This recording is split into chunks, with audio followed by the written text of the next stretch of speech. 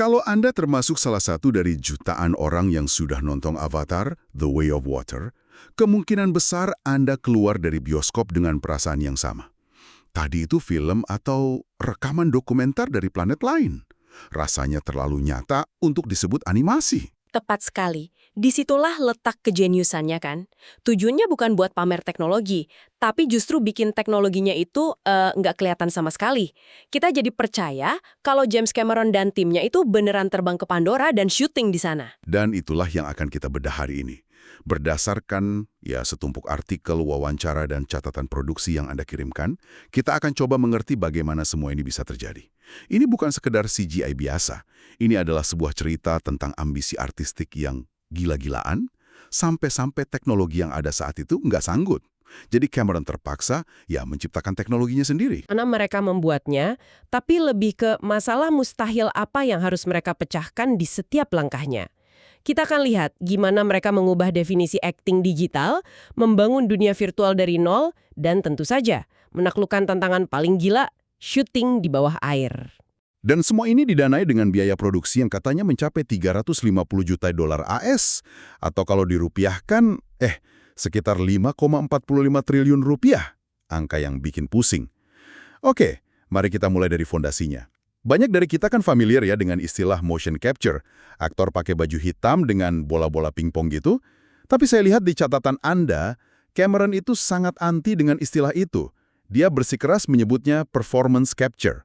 Awalnya saya pikir ini cuma gimmick, tapi ternyata bedanya fundamental ya. Betul sekali, dan ini adalah kunci untuk memahami seluruh filosofi di balik Avatar. Kuncinya ada di satu kutipan Cameron yang Anda tandai di salah satu wawancara. Aktor tidak melakukan gerakan, mereka melakukan emosi. Motion capture itu, sesuai namanya, cuma nangkap gerak tubuh. Tapi performance capture bertujuan menangkap, keseluruhan penampilan. Setiap kedutan di wajah, gerakan mata, tarikan nafas, semua nuansa yang bikin akting terasa hidup. Jadi ini bukan soal teknisi yang menganimasikan monster biru, tapi Zoe Saldana yang sedang berakting sebagai Neytiri. Dan teknologi cuma berfungsi sebagai semacam kostum digital yang super canggih. Persis. Teknologinya dirancang untuk memberdayakan aktor, bukan menggantikan mereka. Itulah sebabnya karakter kayak Neytiri, bahkan Gollum di Lord of the Rings yang jadi pelopornya, terasa punya jiwa. Dan untuk Avatar, inovasi terbesarnya itu ada di wajah. Kalau dulu aktor harus rela wajahnya ditempeli ratusan penanda kecil yang sangat mengganggu. Yang pastinya sangat membatasi ekspresi. Saya lihat gambarnya itu benar-benar nggak nyaman. Sangat tidak nyaman. Nah, untuk Avatar, mereka menciptakan head rig. Bayangin sebuah helm ringan dengan lengan kecil di depannya yang pegang kamera definisi tinggi. Kamera ini diarahkan langsung ke wajah aktor, merekam setiap detail ekspresi dengan presisi luar biasa, bahkan sampai ke gerakan pupil mata. Aktor jadi bebas berekspresi, bisa saling tatap, bahkan nyentuh wajah sendiri saat akting.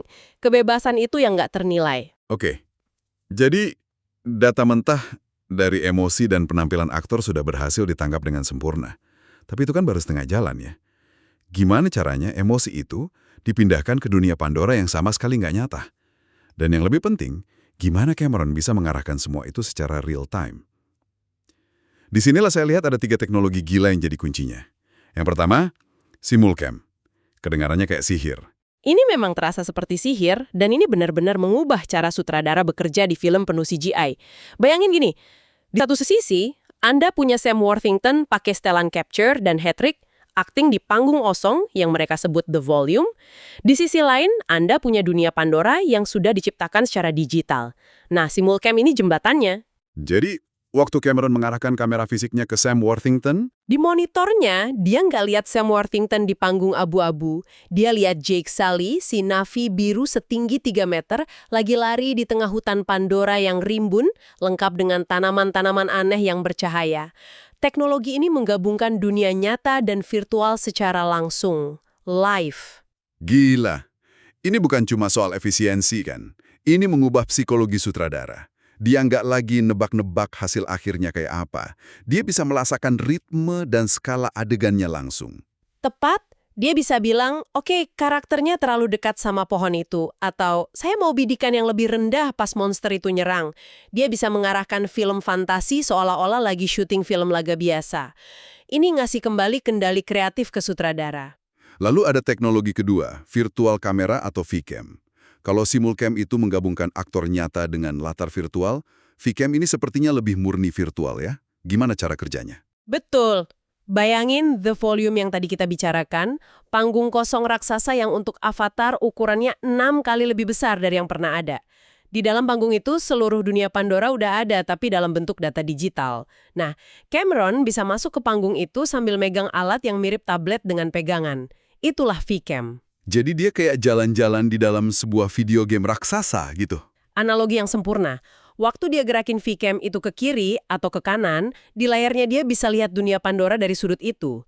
Dia bisa terbang buat dapat establishing shot atau jongkok buat dapat sudut dramatis dari bawah. Dia bisa ganti lensa secara virtual dari tele ke wide cuma dengan neken tombol. Intinya, dia bisa syuting di dunia virtual seolah-olah dia beneran juru kamera yang lagi ada di Pandora. Ini memberikan kebebasan yang luar biasa. Dia nggak terikat batasan fisik sama sekali. Bisa coba ratusan sudut pandang beda untuk satu adegan tanpa harus mindahin satu lampu pun. Dan yang ketiga, khusus untuk The Way of Water, adalah sebuah evolusi yang disebut depth projection. Ini mungkin yang paling teknis tapi dampaknya besar. Ini pada dasarnya versi Simulcam yang lebih pintar. Apa yang membuatnya lebih pintar? Gini, Simulcam versi lama itu cuma bisa nempatin karakter CGI di atas atau di depan latar video. Tapi depth projection bisa nempatin karakter CGI di antara elemen-elemen nyata. Misalnya, di monitor, Cameron bisa lihat karakter Na'vi jalan di belakang seorang aktor manusia sungguhan secara real time. Sistemnya cukup pintar untuk tahu mana yang di depan dan mana yang di belakang.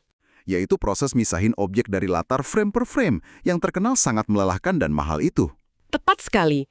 Ini salah satu inovasi di balik layar yang nggak dilihat penonton, tapi bikin keseluruhan proses produksi jauh lebih efisien. Oke, jadi semua teknologi ini udah luar biasa rumit di darat. Tapi dari catatan produksi yang Anda kirim, tantangan sebenarnya bahkan belum dimulai. Begitu mereka coba bawa semua ini ke bawah air untuk The Way of Water, semua aturan seolah-olah nggak berlaku lagi. Ini teritori yang belum pernah dipetakan. Sama sekali belum. Ini masalah yang menurut banyak pakar efek visual saat itu nggak mungkin dipecahkan. Masalah utamanya ada dua. Pertama, sistem performance capture mereka kan berbasis optik, pakai kamera inframerah. Air, seperti yang kita tahu, mendistorsi cahaya. Tapi masalah yang lebih besar lagi adalah gelembung udara. Gelembung? Kenapa gelembung jadi masalah besar? Karena setiap gelembung udara yang keluar dari alat selam SCUB itu akan memantulkan cahaya inframerah. Bagi sistem komputer, setiap gelembung itu kelihatan seperti penanda baru. Bayangin ribuan penanda palsu muncul dan hilang setiap detik. Datanya bakal jadi sampah total, nggak bisa dipakai sama sekali. Jadi, pakai alat SCUB biasa itu mustahil. Oke, jadi mereka dihadapkan pada masalah yang kelihatannya nggak ada solusinya. Lalu apa yang mereka lakukan? Mereka melakukan hal yang paling gila, menghilangkan gelembungnya. Caranya, semua orang yang masuk ke dalam air, aktor, kru kamera, penata cahaya, bahkan James Cameron sendiri harus menahan nafas. Tunggu, menahan nafas. Selama syuting adegan yang bisa berlangsung beberapa menit, itu nggak masuk akal. Terdengar nggak masuk akal, tapi itulah yang mereka lakukan. Mereka bangun tangki air raksasa di Manhattan Beach Studios. Panjangnya 36 meter, lebar 18 meter, kedalamannya 9 meter, nampung lebih dari 900.000 liter air. Dan untuk bisa kerja di dalamnya, semua aktor utama, termasuk Sigourney Weaver yang waktu itu usianya 70-an, dan Kate Winslet, harus ikut pelatihan free diving intensif dengan salah satu ahli terbaik dunia. Saya baca bagian ini dan masih nggak percaya. Mereka pada dasarnya jadi penyelam bebas, profesional, hanya untuk film ini. Dan ada satu fakta di catatan itu yang benar-benar bikin saya kaget. Kate Winslet berhasil nahan nafas selama 7 menit 20 detik. 7 menit 20 detik. Itu lebih lama dari rekor di film yang sebelumnya dipegang Tom Cruise di Mission Impossible. Ini bukan cuma gimmick, ini syarat mutlak biar mereka bisa nyampein emosi dan dialog di bawah air tanpa keganggu alat napas. Ini level dedikasi yang, beda. Saya bahkan nggak bisa bayangin tingkat stresnya. Berakting dengan intensitas emosional penuh sambil tubuh Anda teriak minta oksigen, lalu gimana dengan teknologinya?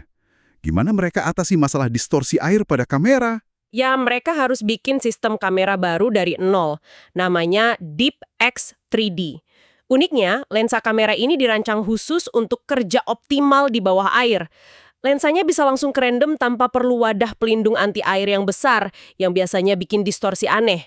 Hasilnya, gambar 3D bawah air yang sebening kristal. Dan ada satu detail lagi yang saya suka, masalah pantulan cahaya lampu studio di permukaan air. Solusinya terdengar sederhana tapi jenius. Sangat jenius. Mereka menutupi seluruh permukaan air di tangki dengan bola-bola plastik putih kecil yang ngapung. Bola-bola ini berfungsi kayak diffuser raksasa, nyebarin cahaya secara merata dan ngilangin pantulan tajam. Plus, bola-bola itu bikin aktor dan kru bisa naik ke permukaan di titik manapun dengan gampang, nggak harus berenang ke tepi. Wow, jadi setiap masalah yang muncul mereka hadapi dengan kombinasi antara inovasi teknologi radikal dan ketahanan fisik manusia yang luar biasa. Rasanya kayak program luar angkasa bukan produksi film. Analogi yang sangat pas. Dan di luar tantangan-tantangan besar itu, ada juga detail-detail kecil yang nggak kalah penting. Salah satunya cara mereka nangani dialog. Ya. Proses ADR atau Additional Dialogue Replacement. Biasanya ini jadi mimpi buruk di film animasi kan? Kalau ada dialog mau diubah, aktor harus rekaman ulang, dan animator mati-matian nyocokin gerakan bibir baru, yang hasilnya sering aneh. Benar, tapi dengan sistem yang mereka bangun, Cameron punya fleksibilitas penuh. Kalau di pasca produksi dia merasa ada satu kata yang perlu diubah, atau satu ekspresi yang kurang pas, tim efek visual bisa merevisinya langsung pada model digital karakter. Mereka bisa ubah dialog, dan secara otomatis menghasilkan gerakan bibir dan ekspresi wajah yang sinkron sempurna. Nggak perlu syuting ulang, nggak perlu ADR. Dan semua ini belum termasuk proses pembangunan dunianya itu sendiri.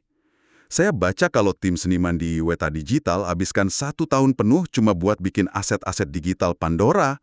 Bukan bikin adegan, tapi cuma bikin elemennya. Betul. Setiap tanaman, setiap jenis batu, setiap pohon, sampai helai daun terkecil, semua dibuat dari nol dengan tingkat detail yang obsesif. Mereka mastiin setiap objek punya tekstur, bayangan, dan reaksi cahaya yang fotorealistis. Skala datanya luar biasa. Total semua aset digital untuk film kedua ini mencapai 1 petabyte. 1 petabyte itu 1000 terabyte. Sulit sekali membayangkan sebesar apa bata itu. Jadi, setelah dengar semua ini, muncul pertanyaan, kenapa semua ini penting? Kenapa harus susah payah sejauh ini?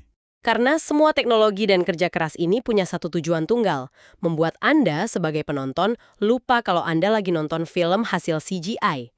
Tujuannya adalah immersion, pengalaman menyeluruh, di mana Anda larut dalam cerita dan terhubung dengan emosi karakternya, bukan malah sibuk mengagumi teknologinya. Kalau Anda keluar bioskop dan mikir, wow, efeknya keren, maka menurut Cameron mereka gagal. Tapi kalau Anda keluar dan merasa baru aja liburan ke Pandora, nah mereka berhasil. Itu poin yang sangat menarik. Dan ini juga menjelaskan soal biaya produksi $350 juta itu. Meskipun kedengarannya fantastis, salah satu sumber kita menyebutkan kalau Avatar, The Way of Water, sebenarnya bukan film termahal sepanjang sejarah loh. Film seperti Pirates of the Caribbean, On Stranger Tides biayanya masih lebih mahal. Benar, biaya On Stranger Tides itu diperkirakan sampai $379 juta. Bedanya, sebagian besar biaya di film-film blockbuster lain habis untuk gaji bintang utamanya. Sementara investasi Cameron di Avatar sebagian besar masuk ke riset dan pengembangan teknologi. Ini bukan biaya yang habis sekali pakai. Ini investasi yang membangun fondasi untuk film-film berikutnya dan bahkan mendorong seluruh industri maju. Jadi kalau kita rangkum, ini adalah sebuah perjalanan panjang.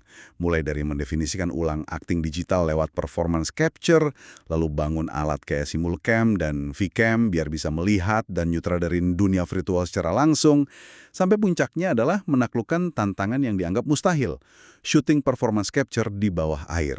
Dan dampak dari semua inovasi ini jauh melampaui Pandora. Teknologi yang dikembangkan untuk Avatar kini jadi standar di industri efek visual.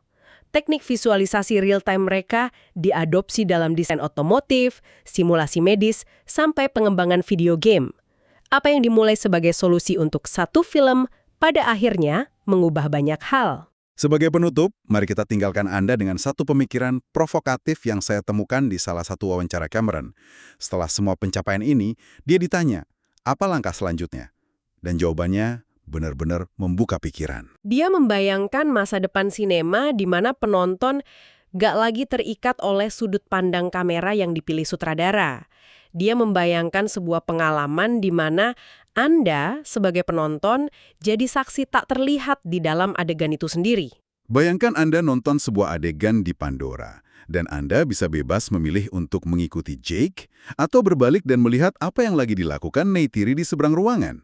Anda bisa berjalan mendekat untuk lihat detail ekspresi karakter, seolah-olah Anda beneran berdiri di sana saat peristiwa itu terjadi. Menurut Cameron, masa depan seperti ini mungkin nggak sampai puluhan tahun lagi. Jadi, pertanyaan untuk Anda renungkan, jika Anda punya kebebasan itu, cerita dari sudut pandang siapa yang akan Anda ikuti di Pandora?